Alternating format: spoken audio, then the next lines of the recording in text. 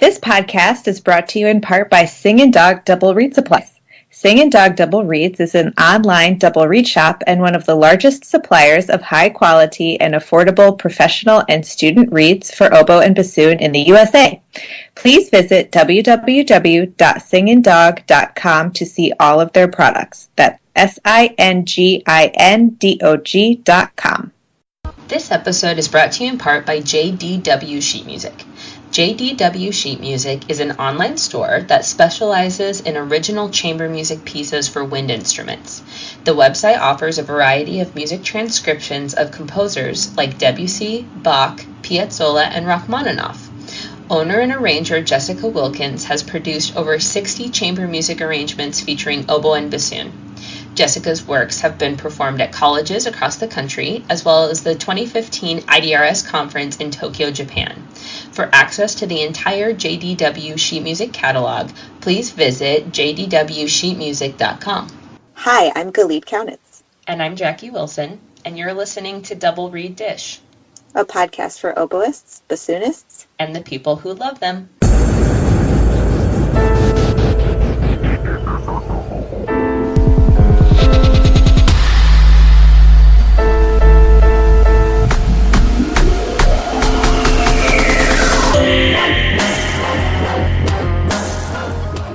Hey Galit, it's episode 9. How are you doing?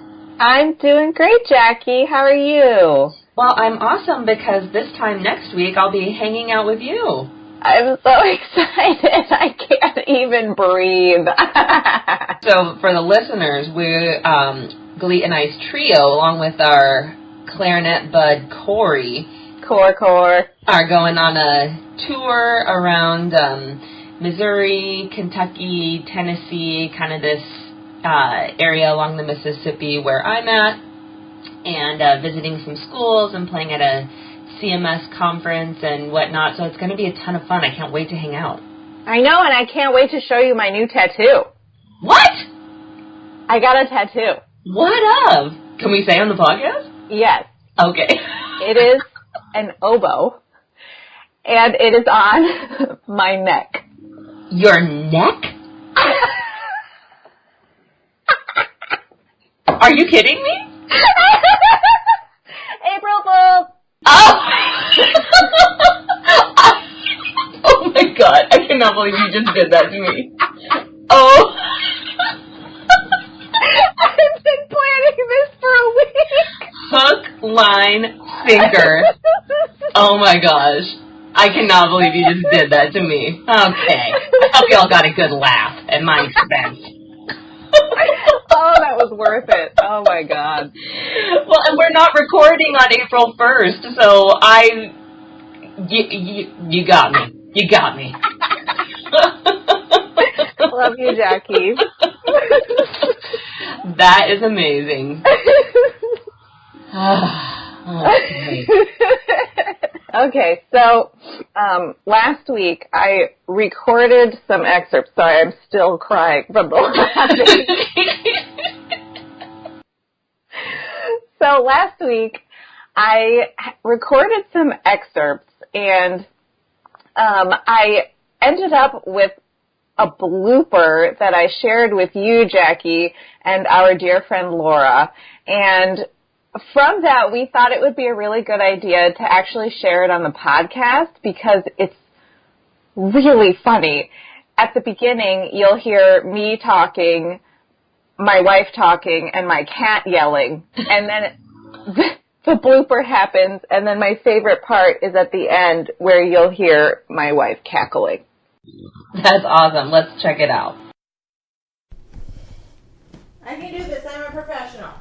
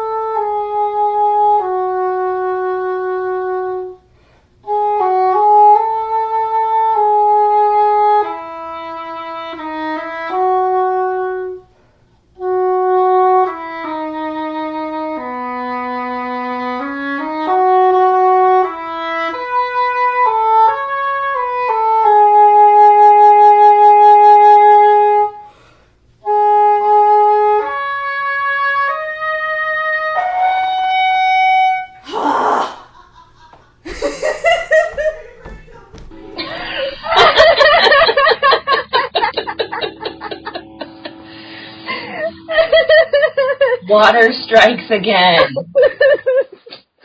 So for those of you who don't know that excerpt, it's the second movement of the Ravel Piano Concerto in G. There's a big, gorgeous English horn solo, and right at the peak of that phrase is where I got the water. Well,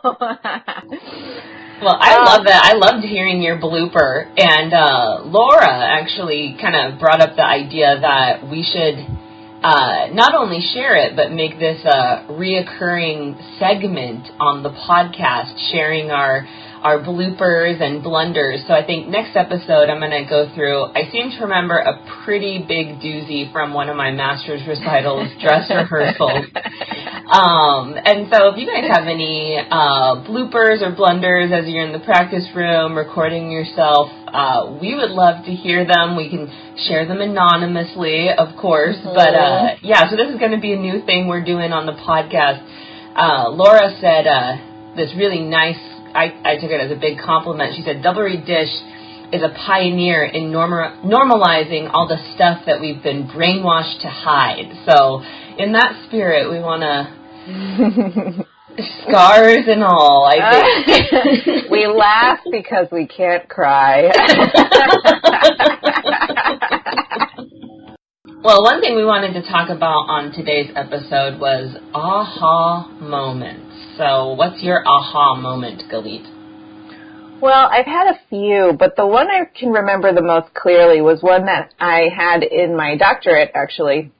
And once I had it, I sort of was thinking, why didn't I think of this before? Because it seems so simple. But in the end, I was, practicing for my lesson, and then I would go into my lesson, and I would have a great lesson, and then I would come home and I would practice, and I would get so frustrated because I couldn't recreate what was happening in the lesson, and until, and this was like rinse, repeat forever. And so, finally one day I'm sitting in my tiny studio apartment practicing and, of course, getting frustrated again.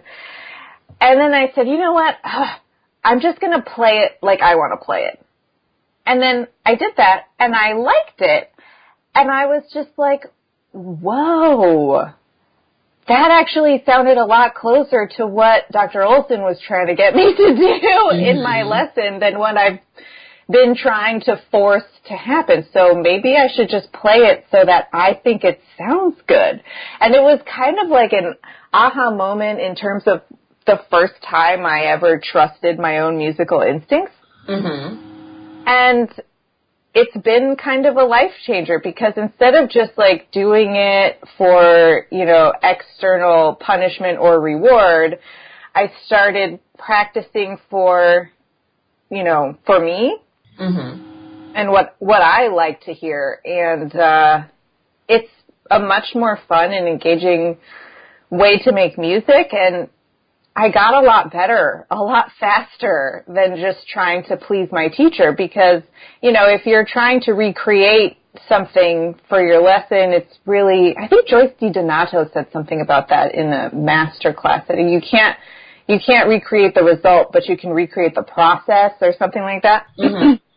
And, so I started doing that, and it was just so much more musical and rewarding, and I would go into my lessons, and, there would be a huge difference in how I would perform, and I just got so much better, and I started listening to myself differently and more positively, constructively, that kind of thing. So that was a really big one for me, and I try to communicate that to my students, too. It's not just about me and what I think. It's about what you think, too, and how you hear it, and you need to, come up with an interpretation that is authentic, because what's authentic to me may not be authentic to you, and we do have to adhere to what the composer wants, of course, that's the number one thing, but there's a little wiggle room there, and I think it's important that we're listening to ourselves and, creating something that feels natural as we're performing it.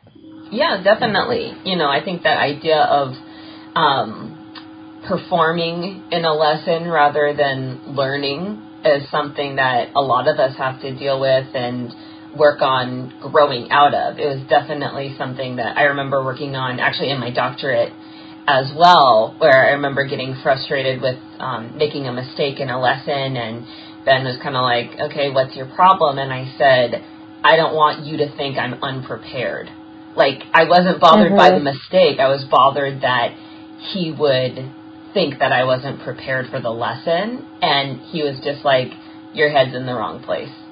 You need to be concerned with learning and with getting better, and the process, like you said, the process of how I'm supposed to be doing what I'm doing, instead of here I am performing for my teacher. I hope it's, a good performance. Light bulb on. That's amazing. Yeah. What was your aha moment? My big aha moment came during my undergraduate degree. And the path to my aha moment was well laid in high school, where I was, involved in my high school band music program, and it was very much just a social thing for me. I didn't take private lessons. I didn't concern myself with tone quality or intonation or really excellent musicianship at all. I just kind of... No biggie. No biggie. Yeah, I just, I showed up, I took my bassoon out of my case, played in the band, and then it went back in the case until the next band rehearsal. And the thing is, in a lot of high school programs, that's enough. It's okay for band to just be an activity. But once you get to college and you're a music major and you're training to be a professional, that is definitely not the case anymore. And it took me a while to reacclimate to that level of expectations and whatnot. So going into my regional undergraduate institution, I was one of the only bassoons. So I was given a scholarship to play in the band, but then also the orchestra. And I hadn't played in an orchestra before. And as we know, orchestra parts for bassoon are a little bit different than than bassoon parts in band, where it's a lot more exposed. Oftentimes, the playing can be more rangy, that type of thing.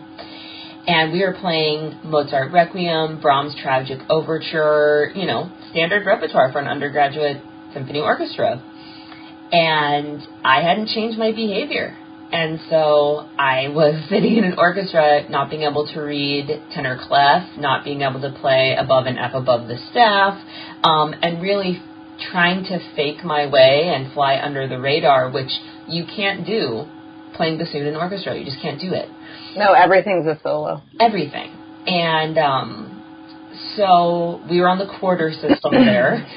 And we get our grades for the first quarter, and I had failed orchestra. Oh, Lord. Which was not good, right? And it put my scholarship at jeopardy and my academic progress at jeopardy, and so I was kind of freaking out.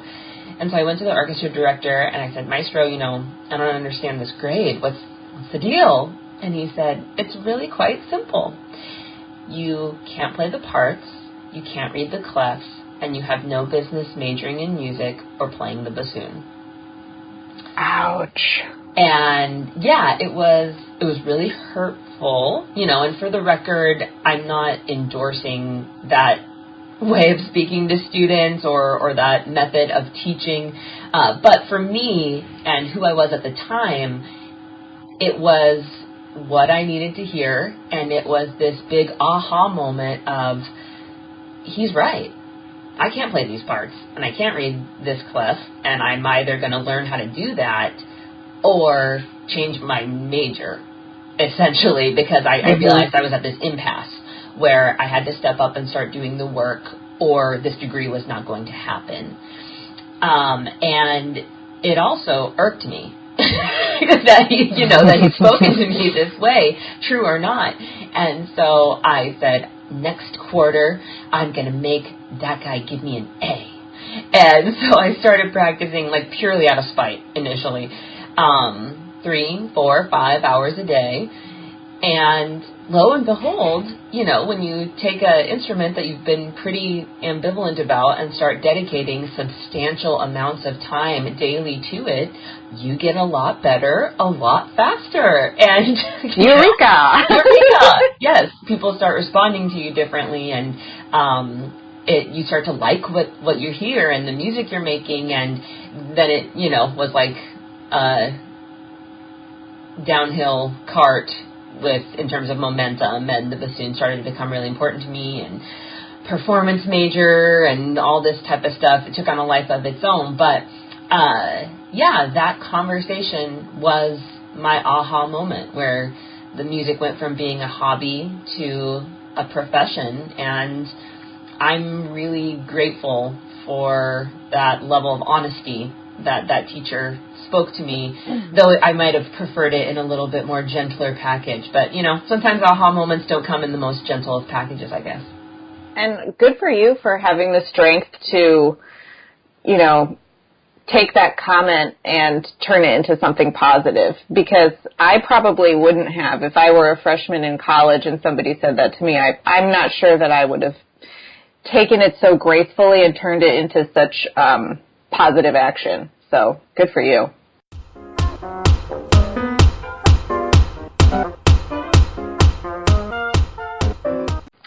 So my shout out this week is actually a personal shout out to my bestie Joanna, who has included me on a peer pressury group text about running, because I was complaining about low energy levels and how I had wanted to start running at the beginning of the year, but of course life always gets in the way. So she said, oh, well, I'll just put you in on this group text with me and my sister. We run approximately 1 mile a day, and then we take photos of our cute dogs that we run with, and then it's proof. And then, we text each other once a day with the distance that we run. I was like,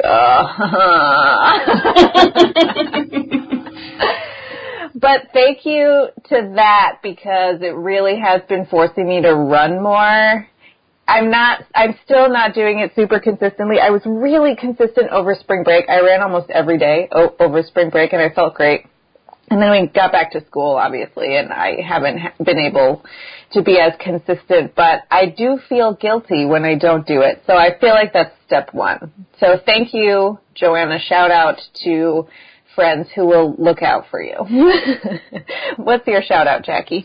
My shout out is Fagotina, who is a kind of comic character, I guess we could say, a reoccurring sketch character by bassoonist Victoria Paz, who is originally from Spain, but she's currently in the second year of her master's degree at the Royal Conservatoire of Scotland. And she's also in the Genovia Quintet and is just this awesome bassoonist.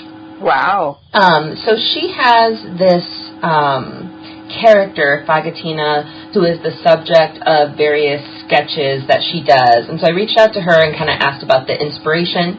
And she said, I created Fagotina just before Christmas. I basically get inspiration from the daily struggles that I have to deal with being a bassoonist. I feel like there are many, many fun facts about playing the bassoon that not many people know about, and I like to share them by using sketches just to bring a smile to other bassoonists out there so we can all feel similar with the different issues bassoonists find in their lives. I really believe that there exists an inner Fagotina inside every bassoonist in the world, especially in girls. So very much in the spirit of Double Reed Dish, and I love looking over this page. I look forward to whenever a new Fagotina is released.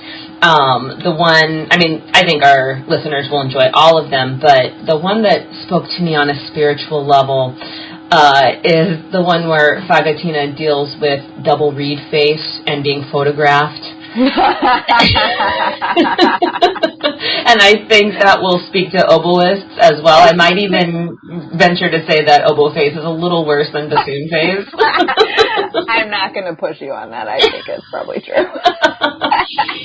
But, she did a lot of stuff, how to carry a bunch of stuff, the quest for the perfect reed, the lack of social life, just all these things that we go through, Fagotina goes through as well. So you can find all these sketches on Facebook. You can just search Fagotina. And thank you to Victoria for this awesome, adorable resource. Another one I love is she did one with Belle and the contrabassoon for Beauty and the Beast, the shout out to the Ravel Mother Goose Suite, which I thought was adorable. I loved it. That's wonderful. So shout out Victoria, shout out Fagotina.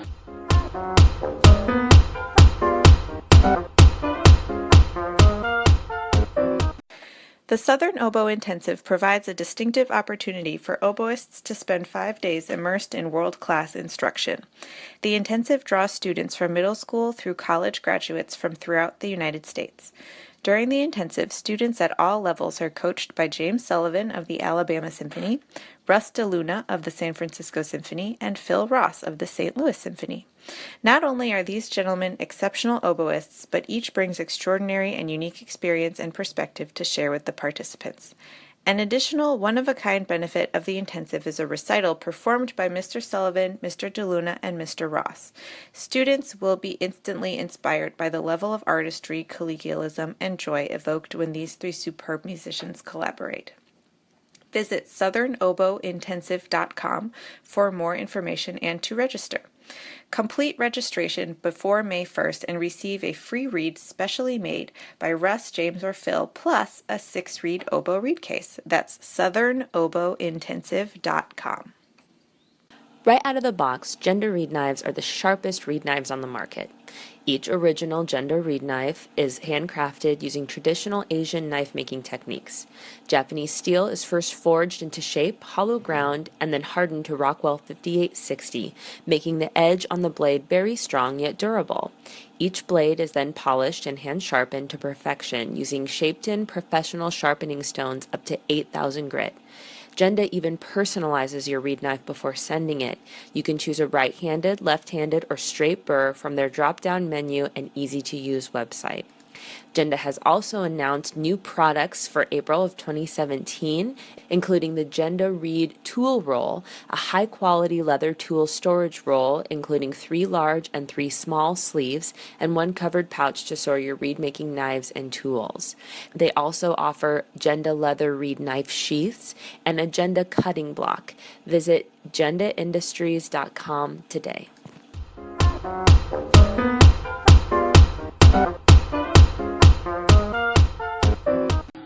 So if Laura Modisky is right and Double Reed Dish is a pioneer in normalizing everything that we've been told as musicians we're supposed to hide, Billy Short is perhaps our mascot and inspiration in that endeavor.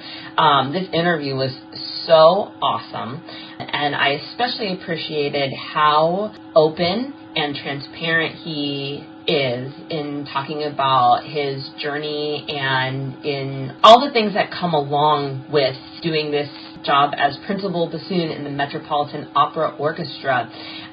We specifically talk about, and we'll make sure to link to in the episode, Billy's blog, where he talks about and explores a lot of different aspects of musicianship, including a lot of the mental and emotional stuff that we talk about so much on the podcast.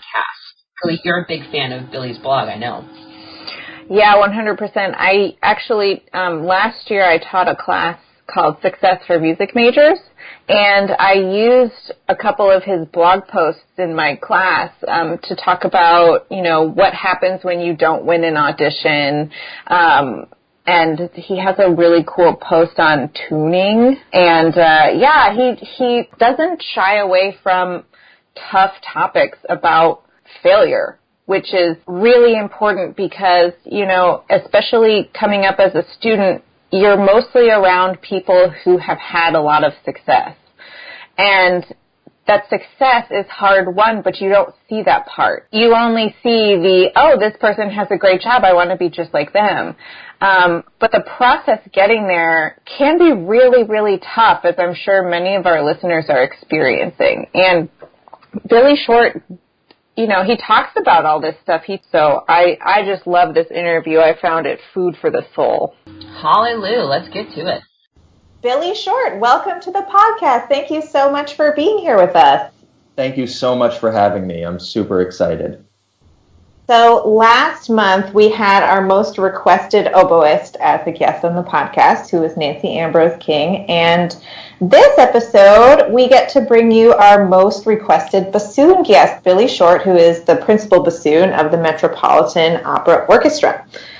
Billy, would you please introduce yourself to our listeners and tell us a little bit about your educational training journey and how you got to where you are today?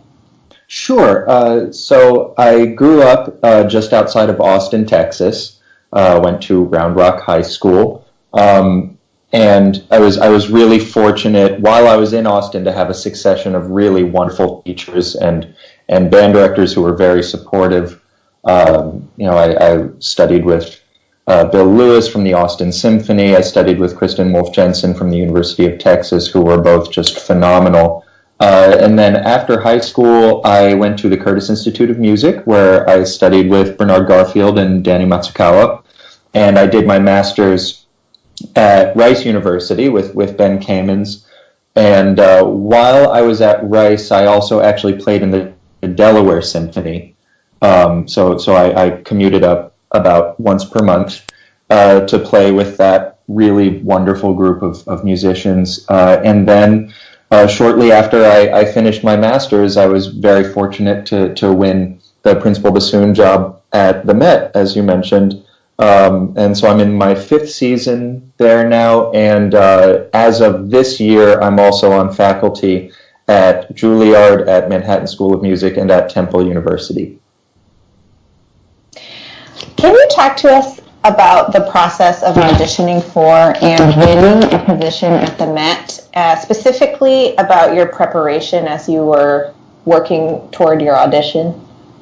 Yeah, I mean, auditioning for an opera job has an interesting sort of evening out effect among the field of candidates, because you're talking about a list of repertoire that the vast majority of it people aren't familiar with. So I decided early on that this was a job that I really, really wanted to go after. And I will never forget, actually, a seminal moment in my preparation was something that Ben Kamen said to me. I had just finished my 2nd master's recital, and I sat down in my next lesson, and he said to me, Billy, we're going to hit these opera excerpts really hard, because not only could you win this audition, but you could do this job. And that was an incredible motivator for me, because, when you sit down in the practice room, we all have a sort of good enough point where something is good enough, okay, it's time to move on to the next thing. Mm-hmm. And hearing that encouragement from someone whose opinion means so much to me, it sort of moved up that good enough point for me. That was the impetus for me spending, that extra half hour in the practice room to get it that much better. So, with that sort of fire in my belly, obviously I practiced hard. I looked up the context, both plot-wise and musically, for all of the opera excerpts. But the other thing that I did differently for this audition from previous auditions that I had taken was I've always been really bad about playing for people, because I never feel like I'm ready to put a semi-finished product in front of my colleagues. And then it's, suddenly a week before, and you haven't played for anyone, and well, it's only a week away, so what's the use of doing it now? Mm-hmm. And so I would just end up not doing that. In preparing for this audition, though, I knew that was something that was too valuable for me to pass up, both in terms of getting feedback and in just putting myself out there and playing in uncomfortable situations and getting used to, playing these unfamiliar excerpts all the way through on whatever reed I happen to have on hand. And so I made a conscious decision to start playing for people, frankly, well before I was ready. I would ask people if I could play for them and set up a specific date to do that right then, so that I couldn't sort of weasel my way out of it. I told my studio mates at Rice, if I'm in the studio working on reeds, you can ask me to play any excerpt from the list on whatever reed I happen to be holding in my hand at that moment, which led to some incredibly embarrassing renditions of excerpts. But gradually through falling flat on your face over and over and over and over, your general level of performance of these things goes up. And so that was a really important part of my preparation. So I wonder if you could talk about that transition from being a person auditioning for this ensemble to being a person who is in the ensemble. I think that probably preparing for this opportunity would be one thing. But then I imagine that moment when you walk into the first rehearsal and you are this person that you just spent all this time auditioning or proving that you can be. Was the transition very organic as you kind of earned this opportunity, or was it a whole new, different world entirely? It was really hard. My first season was really, really difficult. To be perfectly honest, I've never felt like a failure more often than in my first season at the Met, because literally overnight, I went from being a student, I think a good student, but a student nonetheless, who sort of put these people who play in an orchestra like the Met on a pedestal, to suddenly being colleagues with them. And not only colleagues, but as a principal, theoretically being, one of the leaders in the orchestra.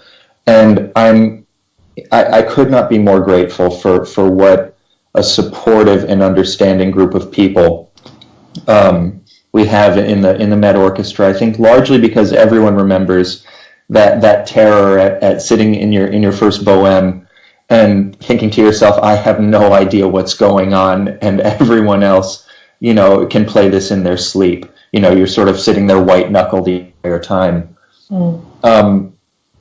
But, I think for me, we could go through, the long list of things that I learned and had to figure out in my first season in particular on the job. But I think what it really boils down to was I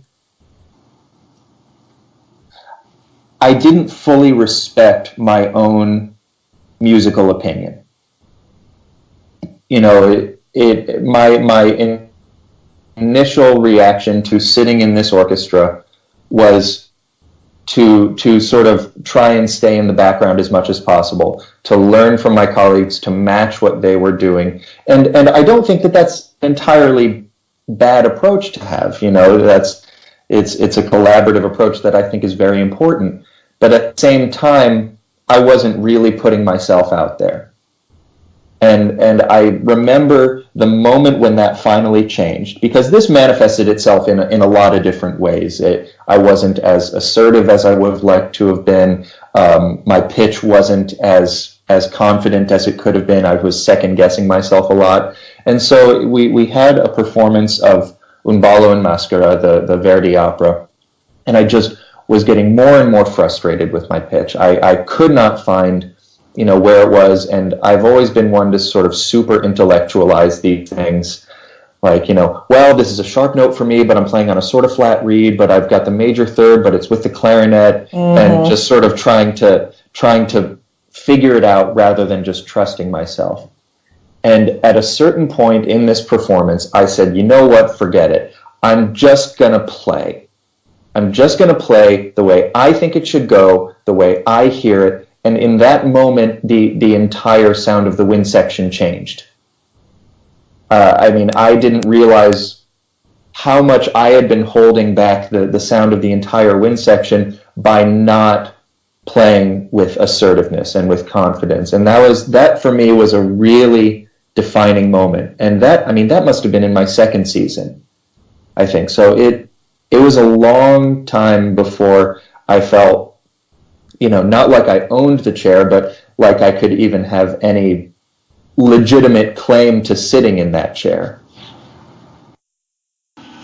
Now's maybe a good time to bring up one of the things I really admire that you do, which is the blog on your website. in which you speak really openly about dealing with some very real issues like insecurity and the relationship between music and self-worth and perfectionism and failure. And I think that's a thing that a lot of our listeners have even written in and said, wow, I thought I was the only one who experienced these things. And I think it's such a service that you do by putting yourself out there. So I wonder if you can maybe expand on your experiences dealing with these mental and emotional musician struggles, and also address why it was important to you to be transparent in having these experiences. Yeah, I mean, I think that I thank my lucky stars every day that I have the positions that I do, that I have the career that I do. And I think that very often, for whatever reason, people in positions like mine are regarded as sort of invincible. They are amazing. They have always been amazing. They will always be amazing. They are perfect. They don't make mistakes. That kind of idea. And when I first started my job, I had to confront on day one the fact that that's just not true. That you work your tail off for years and years and years with no promise of payoff. And then suddenly, your number comes up. You have achieved what many, I think, would consider the dream, but you are still the exact same musician that you were before winning that job. And that's something that it's difficult to come to terms with as the person in that position, but I think it's really valuable for people who are not in that position to realize that, you know what, that person in that job, they had to work for it. They have not always been perfect. They are not now perfect. They will never be perfect. Because I think that perception of perfection can be really discouraging. If I'm not perfect, how can I ever make it? I'll just never be good enough. Well, that's not true. It all it boils down to is how hard are you willing to work? Mm-hmm. How many disappointments are you willing to endure? Something that thank you for your kind words about my blog. I wish that I had more time to keep it updated. But something that I always wanted to do, but I never quite worked up the courage, was to post my anti-bio. That's such a good idea.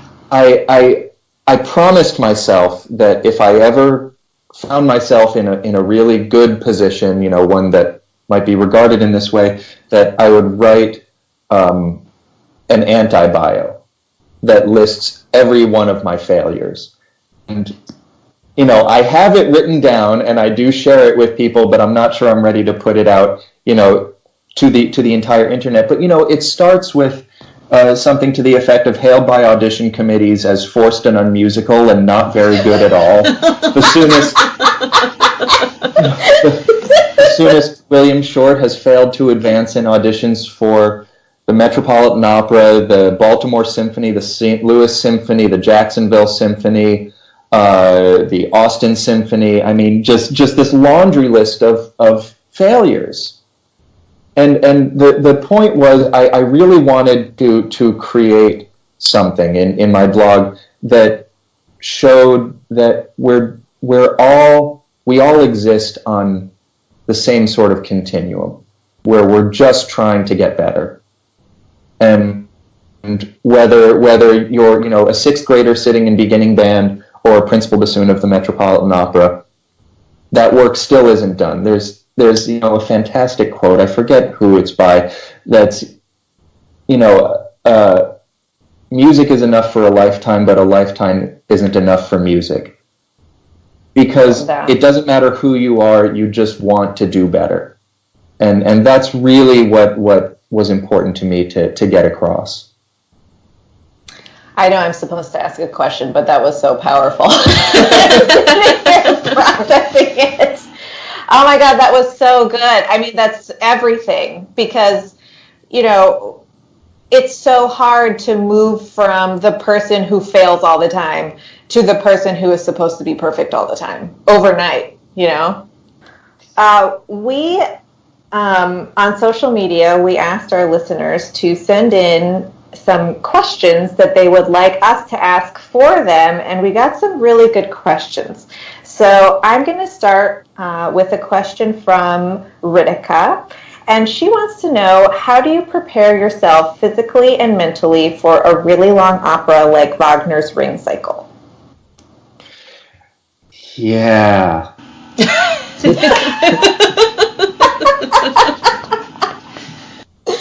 You know, it's something that you kind of get used to, kinda.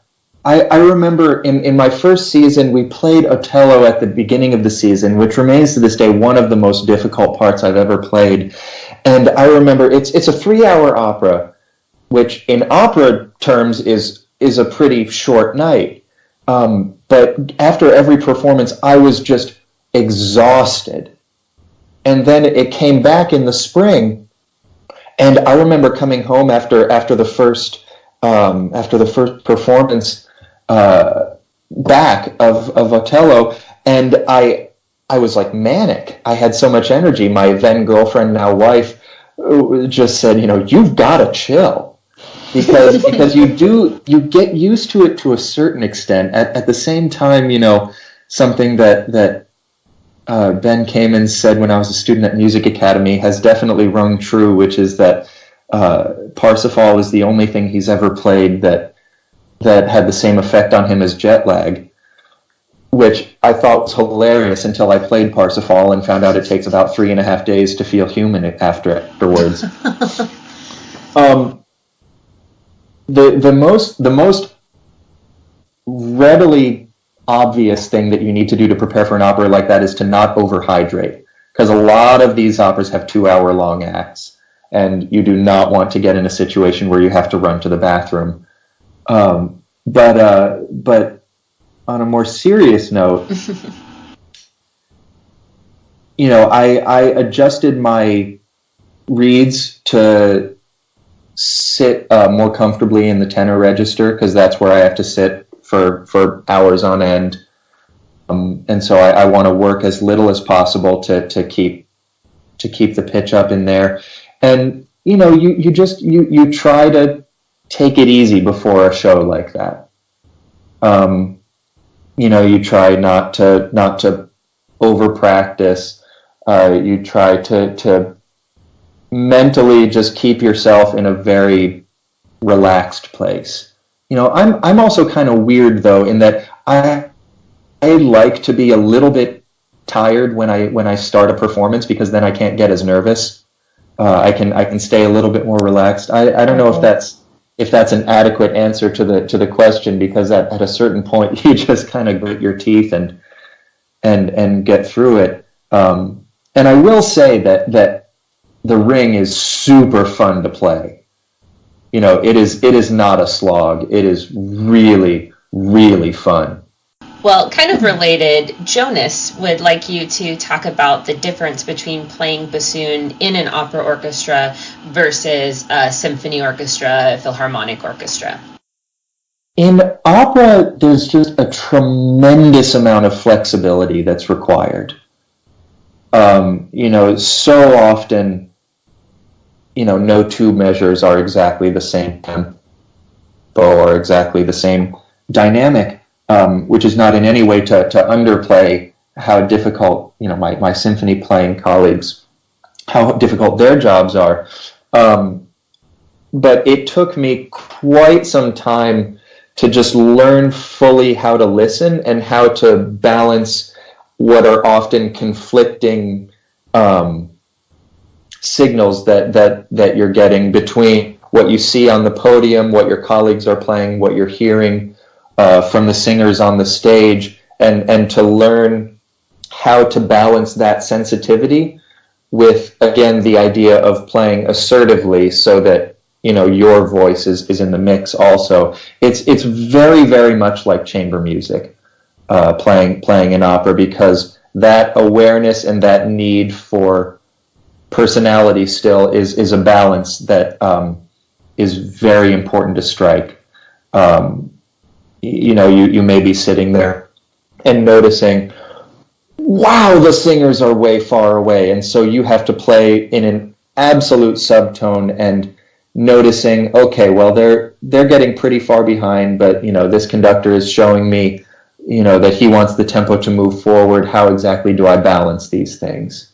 Yeah, that for me was the biggest challenge in terms of learning to play opera on a moment-to-moment basis. So, I love all of our listeners, but I have to say I love this listener the most because she is my wife. Becky had a question for you. She wants to know about your practice routines. When you practice, do you have a warm-up or fundamentals routine that you like? And what do you think is essential to staying on top of your game? It's a lot of fundamentals work. I do try every day that I practice. I at least do Hertzberg scales. And just to clarify, I don't consider those a warm up. That is really focused work that I try and do in terms of evenness of resonance, technical fluency. That's really important. I do obviously have to stay on top of whatever operas I have coming up. Right now Rosenkavalier is on my stand, which I've never played before, and so that requires some serious woodshedding. But it really has become necessary to allot time efficiently, because if you have Flying Dutchman in the morning and Rosenkavalier at night, as we do later this season, I guarantee you I'm not going to be practicing in between those two.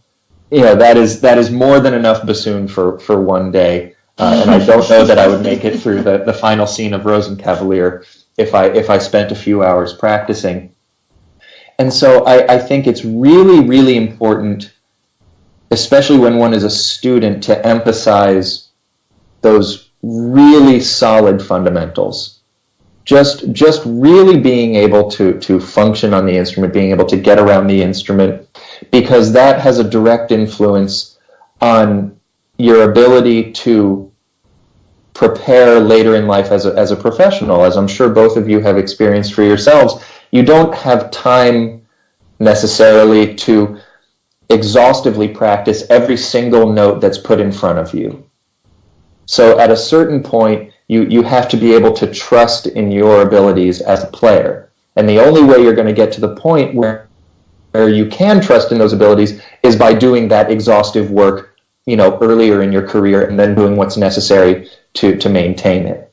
So, for me, I don't practice every single note that I'm going to play in the orchestra. I've had to learn to prioritize and to very quickly recognize, okay, that I can just play down. That'll be fine. That it looks tricky, but really it just takes a little bit of familiarizing, sort of, or that really is going to require some woodshedding. I can't let that fall through the cracks. And this is something that it felt really weird to do this when I first started my job, because I'd be sitting there and thinking to myself, okay, such and such passage, that'll be fine. And then I would think to myself, I'm sitting in the Met Orchestra. What right do I have to just sort of dismissively say, oh, that'll be fine? But that kind of trust in yourself is really important, and really important to consciously cultivate, I think. Because otherwise, you'll just drive yourself crazy, and you'll never develop the confidence necessary to really put yourself out there. Mm-hmm. Well, it is a double reed podcast, so we have to ask you about reeds. So Nicholas wants to know, what shape and type of cane do you use for your reed making, and why?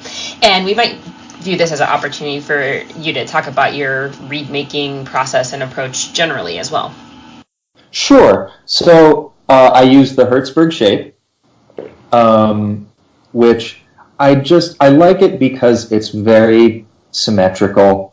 and it's very sort of middle of the road, and it's designed to be flexible, so that depending on where you put the first wire and where you clip the tip, you can use a wider or narrower part of the shape. And so I use a slightly narrower part of the shape than is typical. As far as cane sources, I always go back to a quote from Mr. Garfield when I was studying with him, that I asked him that question, and his response was, "Buy them all, they all suck."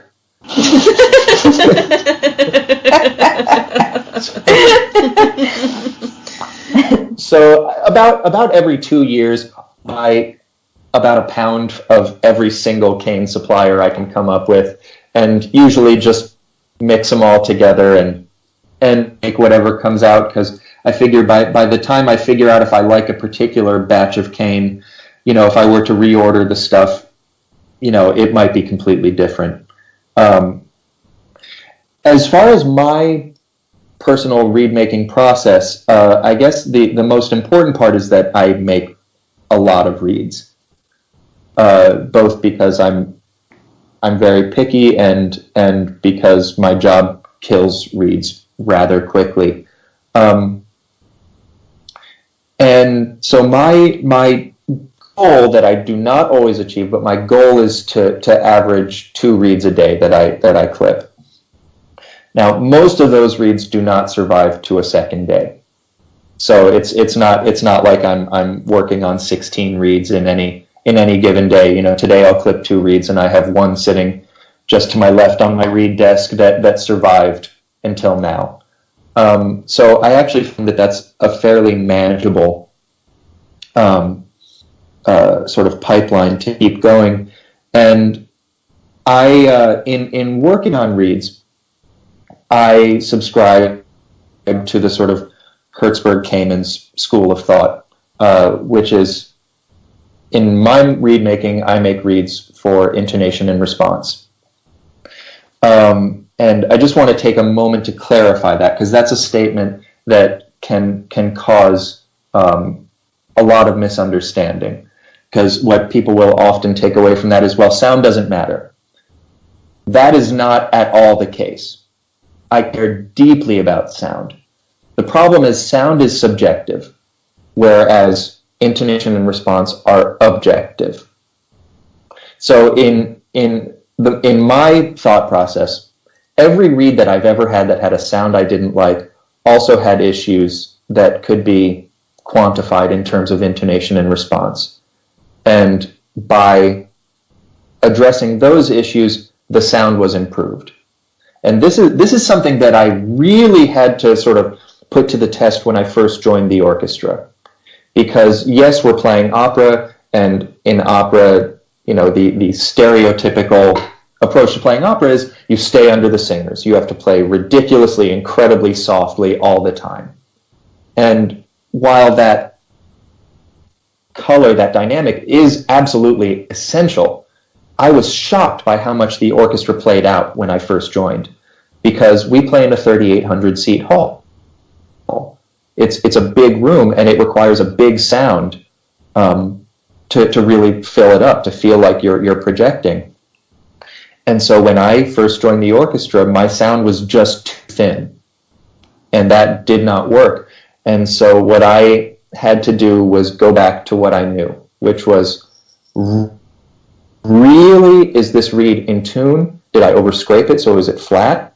Is it really responsive? Does it have the appropriate balance of sort of free blowing versus resistance? Because if you want to attack, a soft, tenor D on the bassoon, you need some resistance to push against. You can't just blow and have the note come barking out. And so by addressing those, I gradually, and this took years, got to the point where most of the time now I feel like my sound is acceptable for the space I'm playing in. And I also want to add, I'm sure that there are listeners who disagree with virtually every word I just said, and that is completely fine. I take no issue with that. I only say this to clarify any misconceptions that might exist and to share a system that has worked for me. your job requires you to perform a lot and prepare a lot. And I wonder how you approach, if there is such a thing, a work-life balance. It's something that I'm not very good at, to be perfectly honest.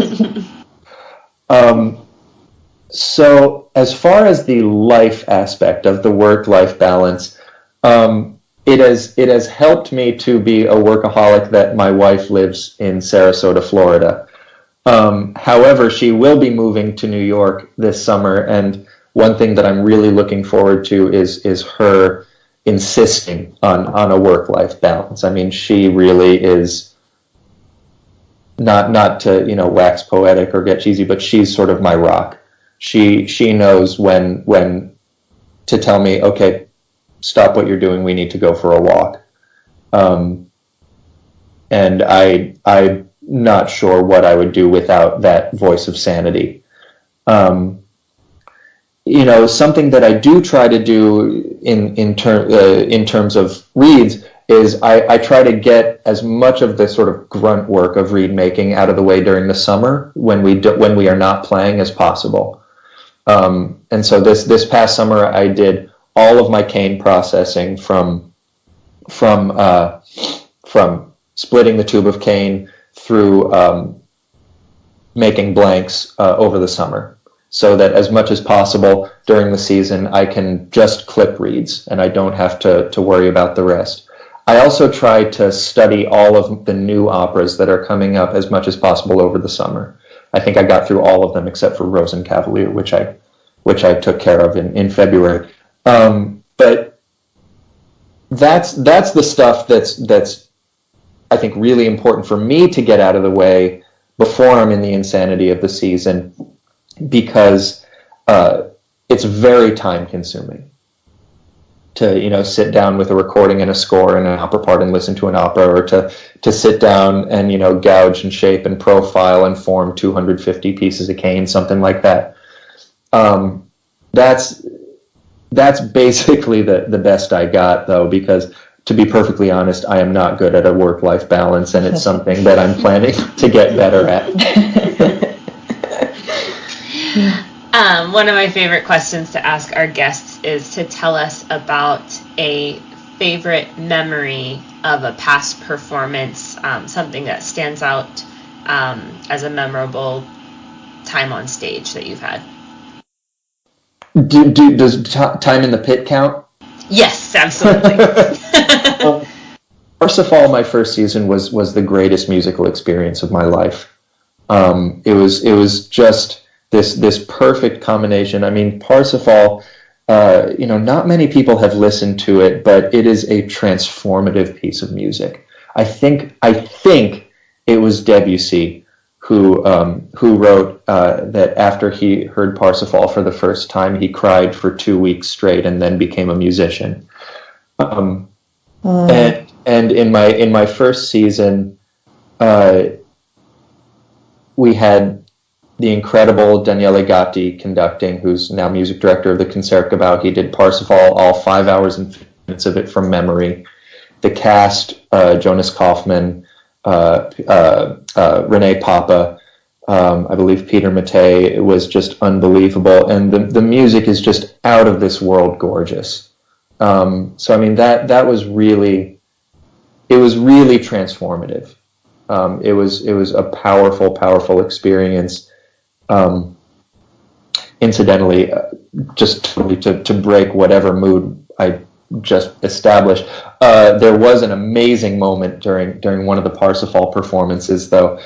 The second act of Parsifal in the production that the Met currently has on rotation, the second act of it takes place inside the wound of Amfortas, this wound that won't heal. It takes place inside the wound, and the entire stage is flooded with something like 2,000 gallons of fake blood. Well, in one performance, we finish Act 2, so we're about 4.5 hours in, and the orchestra sort of trudges back into the locker rooms, and we go back into the men's locker room, and clearly a leak had sprung somewhere, as there was fake blood streaming down the wall.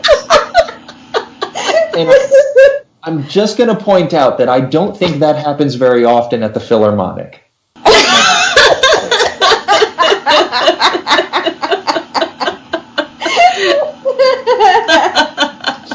Wow, that is amazing. Oh, it was Did wonderful. everyone's clothes? Did you have to go into your street clothes covered in blood? No, it didn't get on to anyone because it was just coming down the walls. It was just a sort of very, very horror movie moment. Like Kubrick at the Met. Yeah, exactly. Oh, wow.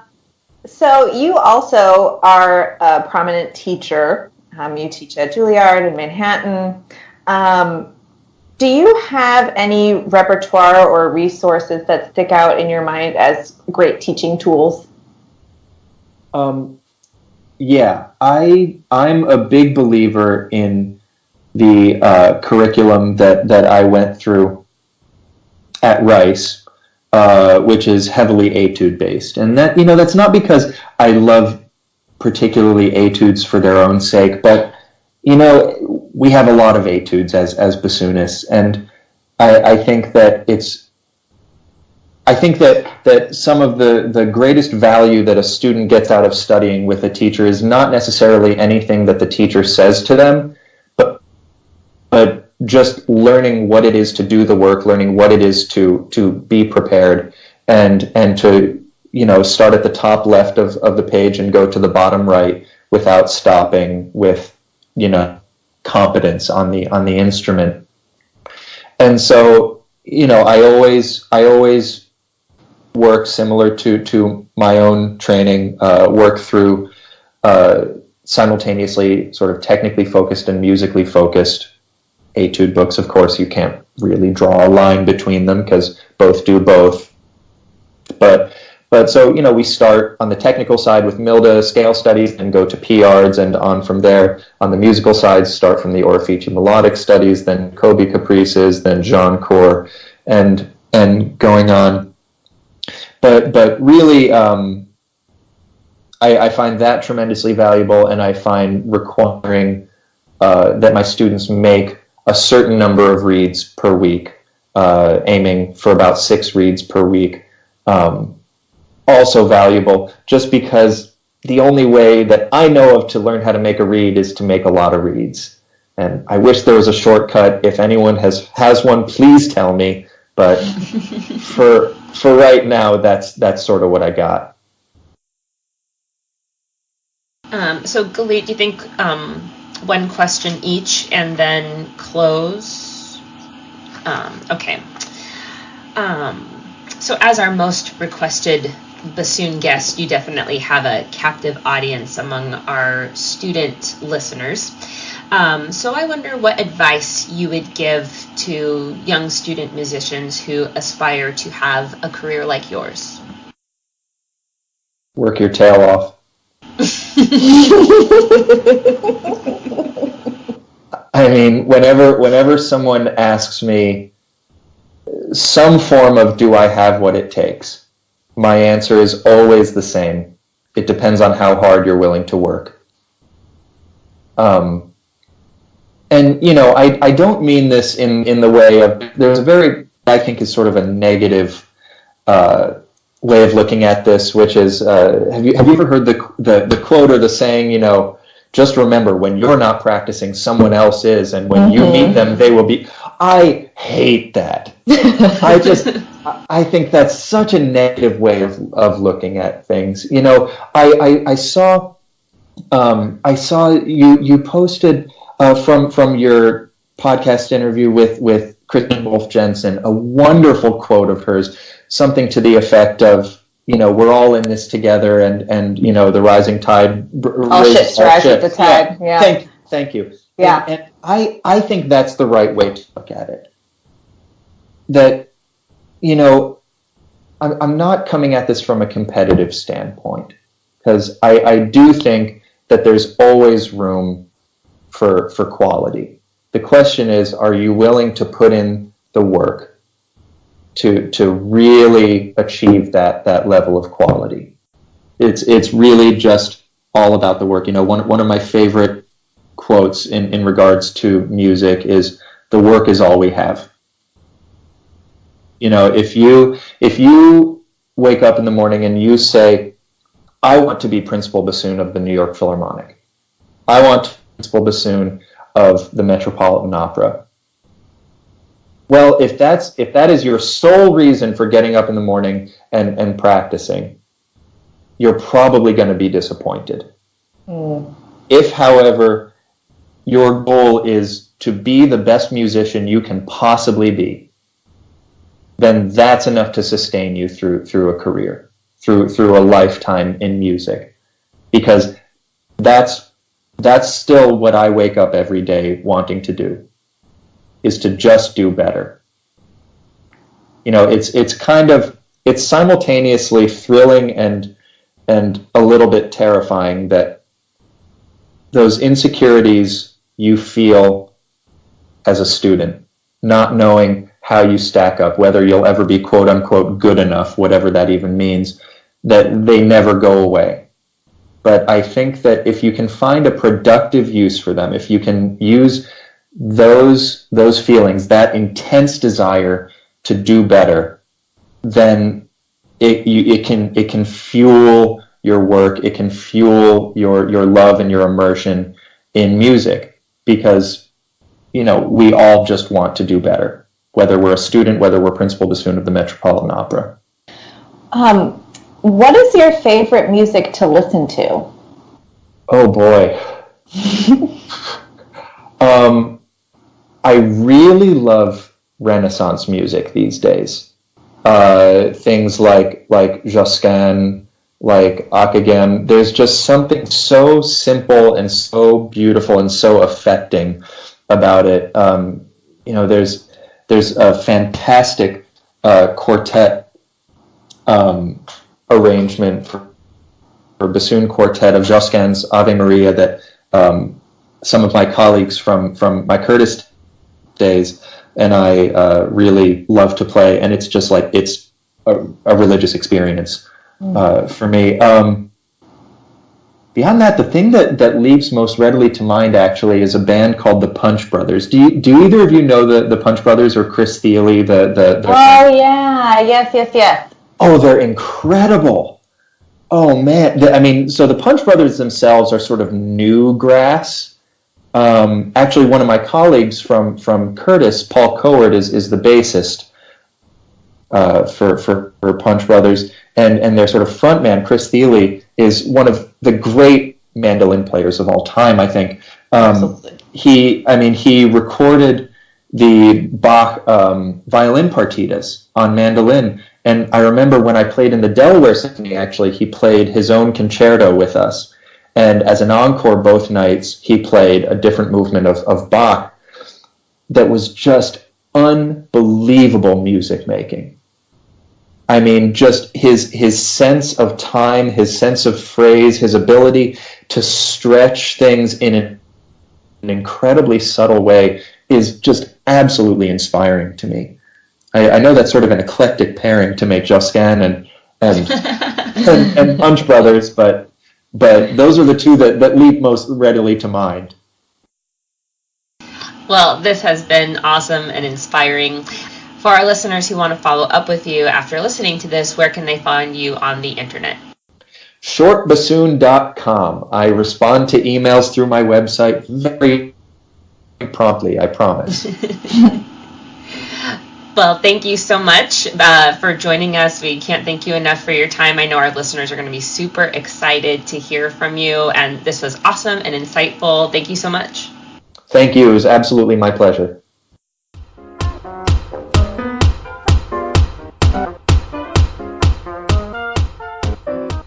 So I hope you enjoyed that interview as much as we did. You can check us out on social media, and we hope you will. We're on Facebook, Instagram, Twitter. You can also visit our website, doublereeddish.com, or visit our YouTube channel, search Double Reed Dish.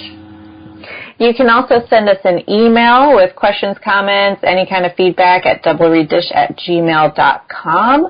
And next time, we are very, very excited to present an interview with the one and only Alex Klein, principal oboist of the Chicago Symphony Orchestra. Woohoo!